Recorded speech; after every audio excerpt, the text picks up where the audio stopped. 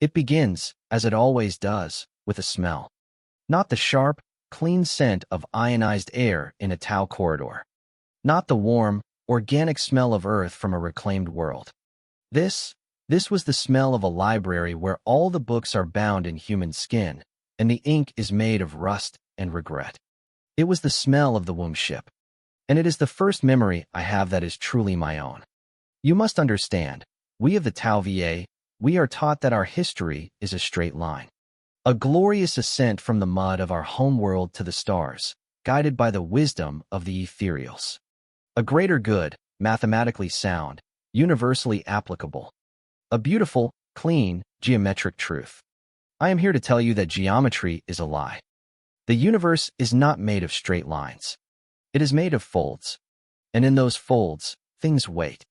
They told us the warp, the immaterium that the brutish imperium of man uses for their hellish travel, was a recent discovery. A terrifying dimension of chaos and madness that we, in our purity, had wisely avoided until we could develop our own, superior methods. The slipstream module. A marvel of physics. A clean cut through the skin of reality. Another lie. The truth is, we had it. Long ago. Before the Ethereals, before the Fio, before the Monto, the warring states, we had the key to the warp. We just didn't call it that. We called it the endless song. And we were taught to fear it. Not for the demons that might lurk within, such concepts were unknown to us then, but for what it did to the soul. My name is Porviari KLN, former historian of the Third Sphere. And I was the one who found the tomb. Not a tomb of stone and bone, but a tomb of memory. A tomb of silence, buried in the heart of a sound. It was on a dead world, designated Gamma 77. A place of jagged, black rock and perpetual, blood-red twilight. No atmosphere, no life. Just the skeletal remains of a Xenos civilization that had flickered out 1,000,000 years before the first fire warrior drew breath. My water cast expedition was there for routine archaeological survey. A footnote in the grand narrative. We set up the prefabricated habitat domes, their white curves a stark blasphemy against the jagged landscape. The air inside was recycled, tasting always of metal and filtered water. It was safe. It was sterile. It was a lie we told ourselves inside our little bubbles of order. The discovery was an accident. A seismic scan, triggered by a routine geological survey, revealed a hollow space. Not a cave. Something smoother. Older. The rock itself had flowed like liquid and then hardened around it. We drilled. We are so good at drilling, at cutting, at imposing our will on the inert. The drill bit broke through, and the smell hit us. Even through our sealed environment suits, it permeated. That smell. Ancient parchment, ozone, and something sweetly organic, like decaying flowers. It was the first crack. We descended into the darkness. Our helmet lamps cut beams through the absolute black, illuminating walls that were not carved, but grown. They were seamless, flowing into one another, etched with spirals that made no logical sense. They were hypnotic. If you stared too long, you felt a pull. A faint, almost subaudible hum that seemed to vibrate in the marrow of your bones. My assistant, Porui LSUA, was the first to speak. His voice, filtered through the calm bead, was tight with unease. The geometry is wrong, Porviari. The angles, they don't add up. It's like the walls are breathing. I dismissed him. Of course I did. I was a scholar of the Tau VA. I dealt in facts, in artifacts, in the linear progression of cause and effect. It is a natural geological formation, smoothed by time. I said, my voice the model of water cast reason. The mind seeks patterns where there are none. Do not let superstition cloud your analysis. But he was right. The angles were wrong. They were softer than they should be, the corners not quite meeting. It was a place that defied the Tau Veer, the concept of inherent potential. This place had no potential. It was complete. And stagnant. We found the chamber at the heart of the formation. A perfect sphere. And in the center, suspended by nothing, was a vessel. It was not made of metal or ceramic. It looked like it had been grown from a single, colossal piece of obsidian, shot through with veins of iridescent pearl that shimmered in our light. It was shaped like a teardrop or a seed. It was beautiful. It was utterly, profoundly alien. And yet, there, on its flank, was a symbol. Faded, almost worn away by impossible ages. A circle divided into 8 parts. A symbol I had seen only in the most classified, restricted archives of the Earth caste. A symbol they labeled pre-cultural anomaly, do not research. My heart, my rational, beating heart, hammered against my ribs. This was not Xenos. This was us. Or something that came before us. We brought in the scanners. The Earth caste technicians, led by the brilliant and relentlessly pragmatic Fiol Viola, set up their equipment. Their readings went haywire. Temporal distortions. Fluctuations in local gravity. The very air in the chamber began to feel thick, heavy, like wading through honey. It's emitting a low-level psycho-resonant frequency, Fiol reported, his voice clipped. It's singing. That was the word he used. Singing. Against all protocol, against the frantic warnings of the Earth caste, I gave the order. We would attempt to open it. We used laser cutters, sonic probes, even a low-yield plasma torch. Nothing made a mark. The obsidian surface drank the light, absorbed the energy. It was Viola who, in frustration, placed his bare hand. He had removed his glove to adjust a sensitive instrument against the warm, smooth surface. The moment his skin made contact, the entire chamber shifted. It didn't move. It was as if the world was a painting on a sheet of silk, and someone had snapped it. The hum we had felt became a clear, pure, single note. It was the most beautiful and the most terrifying sound I have ever heard. It was the note of creation and the sigh of extinction held in one impossible chord. And then, the vessel opened. Not a door, not a hatch. A seam appeared in its surface, a line of pure, actinic light. And it unfolded. Like a flower blooming in fast motion, petals of obsidian and pearl peeling back in a silent, graceful ballet. There was no mechanism. It was alive. Inside, there was no cockpit, no engine, no controls. There was only a single, contoured seat, grown from the same material. And on the seat, a skeleton. It was tall, slender, its bones a deep, polished jet black. It was undeniably Tau, but older, more elegant. The cranium was larger, the facial structure more pronounced. It was clad in remnants of a suit that had fused with its body, a suit of the living obsidian. And in its skeletal hands, it clutched a crystal. It was the size of my fist, and it pulsed with a soft, internal light. A deep, Venus purple. The silence that followed was heavier than any sound. We stood there, a dozen Tau, in our advanced environment suits, staring at the remains of our ancestor, entombed in a ship that defied physics, on a world that should never have known our kind. That was the second crack. The one in the foundation of everything I knew. Fiol Viola, ever the engineer, was the first to move. He reached for the crystal. "Do not touch it," I barked, my voice cracking. He looked at me, his face through his helmet visor a mask of scientific avarice. "Poor VRE, this is the find of 100 lifetimes. This crystal, its energy signature, it's unlike anything. It's the power source. It's what sang." His gloved fingers closed around the crystal. The moment he pulled it from the skeleton's grasp, the world ended. The beautiful, single note shattered into a billion screaming fragments. The light from the crystal flared, a violent, blinding purple that burned through our helmet filters. The hum became a roar. A wind, hot and smelling of copper and burning hair, howled through the spherical chamber, though there was no source for it. And the whispers began.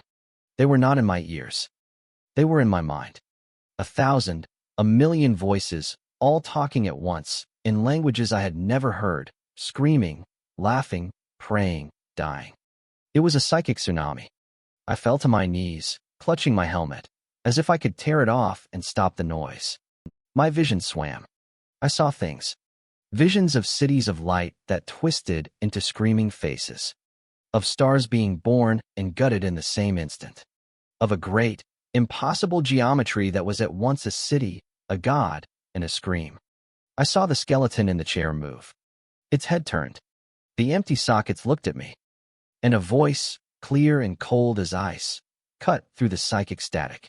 It spoke a single word, in a dialect of Tao, so ancient it felt like stones grinding together. Amon Ach. The returned. Then, the pressure stopped. The wind died. The light from the crystal dimmed to a soft, malevolent glow. The whispers receded, but they did not vanish. They became a background hiss, a static at the edge of hearing, a tinnitus of the soul. We were on the floor, gasping. Some of the team were vomiting inside their helmets. Others were catatonic. Poor UILSUA was simply gone. His suit was there, empty. No signs of struggle. Just a vacancy. Fioel Verla was still holding the crystal. He was staring at it, transfixed. His breathing was slow, rhythmic. When he finally looked up at me, his eyes were different. The pragmatic light was gone, replaced by a deep, ancient hunger. "It's quiet now," he said, his voice eerily calm. "It's waiting. We evacuated the site. We sealed the entrance. We reported a catastrophic containment failure, a Xenos biohazard. We lied. It was the first of many, many lies.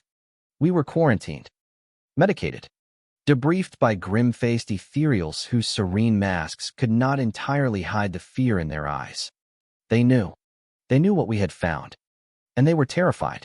They took the crystal. They took all our data. They told us it was for the greater good. That some knowledge is a poison. That the memory of the Amon Ch was a sickness we had been cured of, a path we had wisely abandoned. I tried to believe them. I truly did. I returned to my life. I wrote my reports. I drank spiced tea in my clean, white quarters. I looked at the stars through my viewport, and I told myself they were just stars. Points of nuclear fire. Not eyes. Not the glittering scales of some vast, sleeping leviathan. But the silence in my mind was a lie. The whisper was always there. A single, persistent voice, just below the threshold of hearing. It was the voice from the tomb. It didn't speak words. It spoke sensations. A taste of salt and iron. The feeling of smooth, warm stone. The scent of ozone. And a melody. A fragment of the endless song. It was a hook, buried deep in my psyche. And it was pulling me. My dreams were no longer my own. I walked in a city of black stone, under a sky of swirling, impossible colors. I saw Tao, but not as we are. They were taller, their skin hues shifting like oil on water. They did not speak. They sang to one another, their conversations a complex, layered harmony that wove the very air around them. They were building something. A great, spiral tower that reached up into the bleeding sky. They were not using tools. They were shaping reality with their song. And I saw the fall. I saw the song fracture. I saw the harmony become a cacophony. I saw things come through from the spaces between the notes. Not demons, not in the imperial sense. These were concepts given form.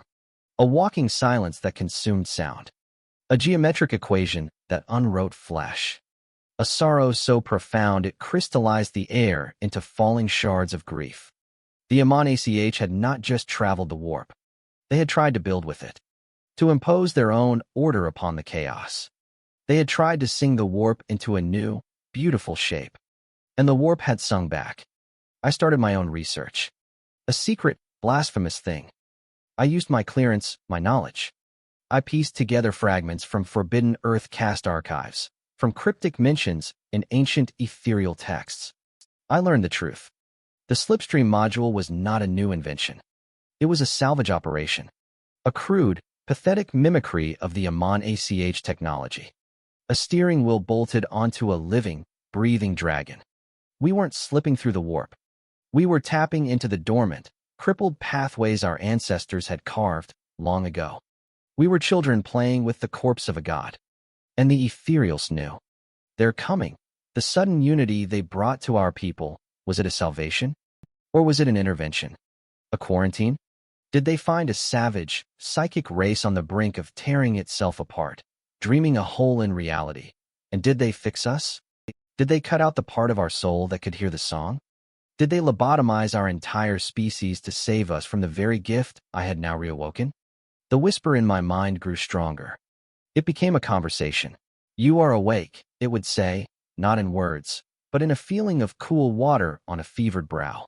You hear the silence between the stars. It hears you. I began to change. My senses sharpened, then overloaded.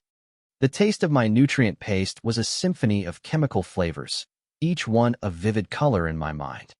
The hum of the life support systems was a thunderous orchestra. I could smell the fear on a comrade, the quiet desperation of a subordinate, the oily scent of lies from my superiors. I started avoiding people. Their thoughts, they weren't clear, not like words, but I could feel them. Prickly barbs of anxiety. The dull, warm fog of contentment. The sharp, cold shard of envy. It was unbearable. I was drowning in the unspoken filth of 100 minds. I sought silence. But there is no silence. Not really. There is only the song, played at a volume too low for most to hear. In the quietest moments, I could hear it. The melody from my dreams. The anthem of the Amon Ach. It was a siren's call. A promise. It promised me wholeness. It promised to unshackle me from this prison of dampened senses, this half-life. It promised to show me what we were meant to be.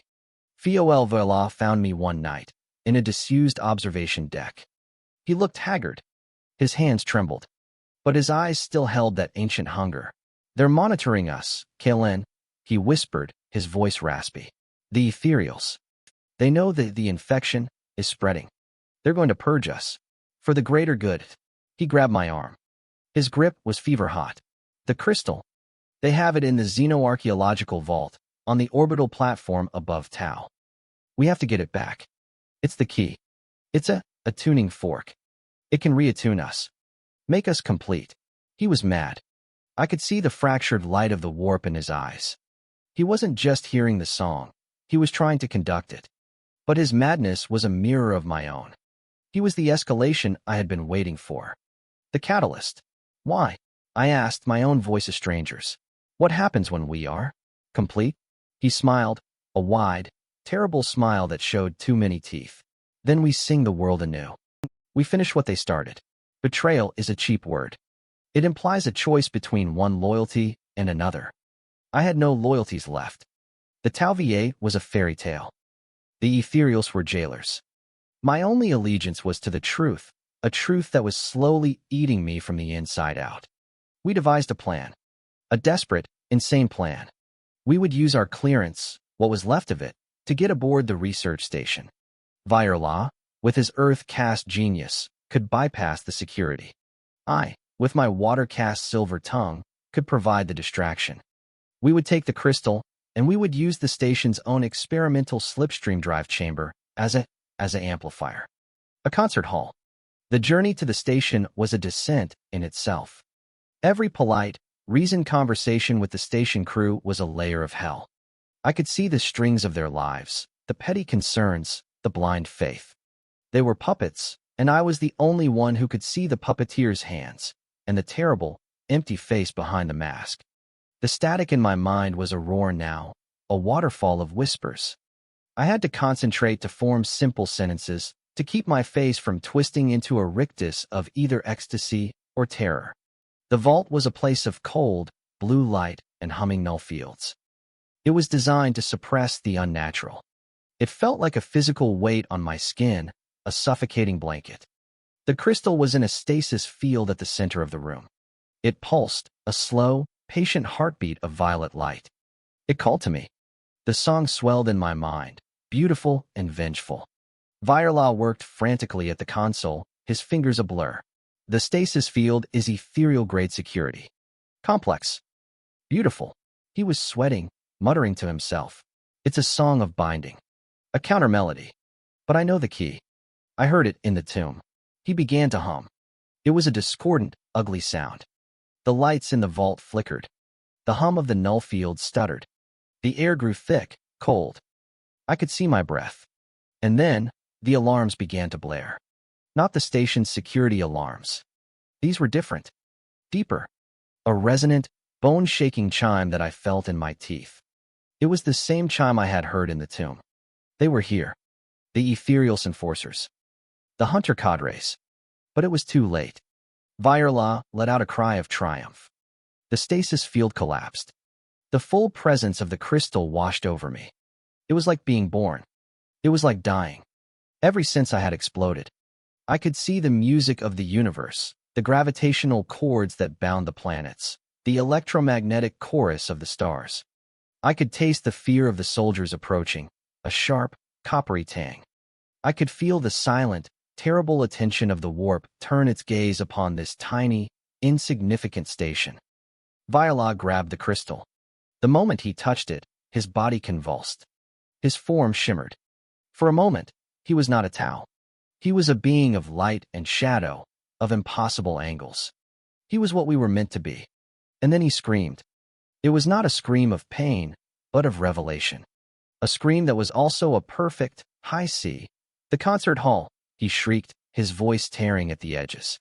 To the drive chamber. We ran. The corridors of the station were a nightmare ballet. Lights strobed, casting jerky, monstrous shadows. The gravity fluctuated, sending us stumbling, floating for a heart-stopping second. The soldiers who tried to stop us, they didn't just fall. They unwound. One moment a fire warrior in crisp armor, the next a cloud of shimmering dust that sang a single, fading note of surprise. We were not killing them. The reality around the crystal was simply rewriting itself. We were a bubble of the warp, bleeding into the real. We burst into the slipstream drive chamber. It was a vast, cylindrical room, dominated by the great, ring-shaped drive itself. It was silent, dormant. Viola ran to the central control dais, holding the crystal aloft. The amplifier. We need to attune it. Sing with me, Kalen. Sing. He placed the crystal into a housing not meant for it. The organic obsidian tendrils of the crystal writhed, digging into the Tau metal, grafting itself onto the machine. The drive ring flared to life. But it was not the clean, blue light of a slipstream jump. It was a violent, pulsing purple. The hum was the song. The true song. The chamber walls dissolved. Not literally, but my perception of them did. I was no longer in a room. I was standing on a plane of shimmering, black glass, under a sky of screaming color. The slipstream ring was a gateway, a rip in the fabric of everything. And through it, I could see the city of my dreams. The black spires, the singing towers. The Amon-ACH homeworld. It was not dead. It was waiting. Viola was a conduit. He was screaming, a continuous, wordless aria that was weaving the bridge between realities. His body was breaking apart, dissolving into light and sound. He was becoming the music. And then, I felt a new presence. A calm. A silence within the storm. I turned. An ethereal stood at the entrance to the chamber. It was Anviari Lista, the very one who had debriefed me after the tomb. Her face was serene, but her eyes held an ocean of sorrow. She did not speak. She didn't need to. Her will was a physical force, a blanket of nullity trying to smother the song. You are too late, Aun, Viola laughed, his voice the sound of shattering glass. The melody has already begun. You cannot unsing a song. The ethereal raised her hand. Not a weapon. A gesture of pity. And she began to sing. It was a different song. A simple, monotone chant. The litany of the Tau Va. The song of unity. The song of the greater good. It was a lullaby. A sedative. It clashed with the symphony of the Amon-ACH. The two realities warred in the space between. The air itself crystallized and fell as black snow. The floor buckled into impossible shapes. I felt myself being torn in two. The wild, ecstatic promise of the song and the safe, warm, suffocating embrace of the lullaby. Viola was losing. The ethereal song was a cage. The gateway to the city flickered. The beautiful, terrible colors began to fade. K-Yelien, Viola screamed, his form barely coherent. You have to sing. You are the final note. Without you, the chord is incomplete. He looked at me, and in his eyes, I saw not madness, but a desperate, heartbreaking love for the beauty we had lost. A beauty we had been robbed of. And I understood. The Ethereals didn't save us out of malice. They saved us out of love. They saw children playing with a star, and they took the star away because it would burn us. They built us a safe, clean nursery and told us it was the entire universe. Their lie was an act of compassion. But is a life in a cage, no matter how gilded, truly a life? Is ignorance truly better than a beautiful, dangerous truth? This was the temptation, the final cliff edge of my sanity. To surrender to the lullaby, to let them wipe my mind, to return to the blissful, bovine ignorance of the Tauvier.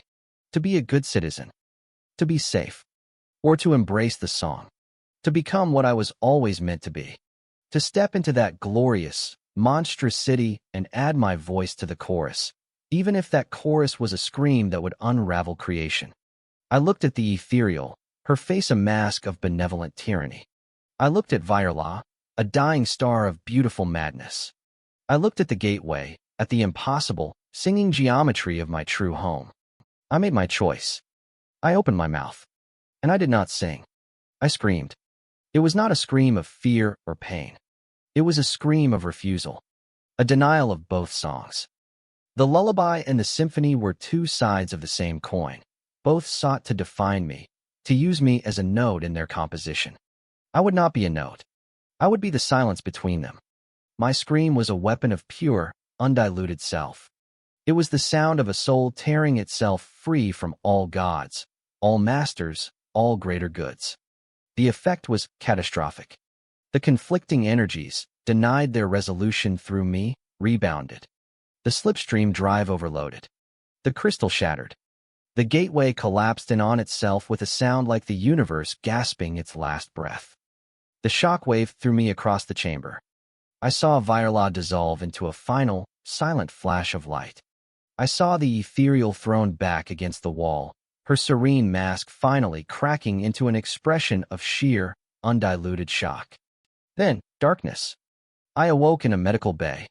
Clean, white, silent. They told me I had been in a coma for cycles. They told me there had been a tragic accident in the slipstream drive chamber. A catastrophic failure. Fol Virla was lost. Anviari Lista was recovering.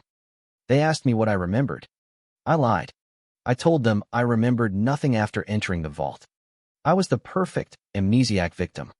They believed me. Why wouldn't they? My mind was a placid lake. The whispers were gone. The song was silent. The static had ceased. I was discharged. Given a new posting. A quiet, archival job. I am a model citizen. I drink my tea.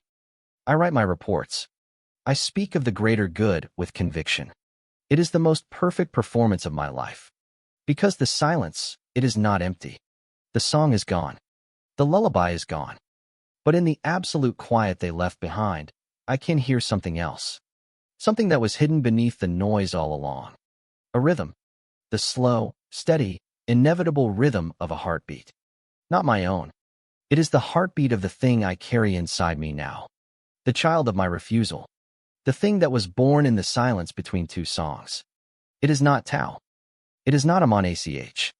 It is something new. Something that has never been before. It is growing in the quiet of my soul. It has no voice yet. It has no form. But it is learning. It is listening to the universe. And when it is ready, when it finally opens its eyes, it will not sing. It will speak a single word, and the stars will have no choice but to obey. So listen closely, the next time you look up at the night sky. In the quiet between the stars, in the silence of your own mind. Listen for the spaces between the notes. Because we are listening to you.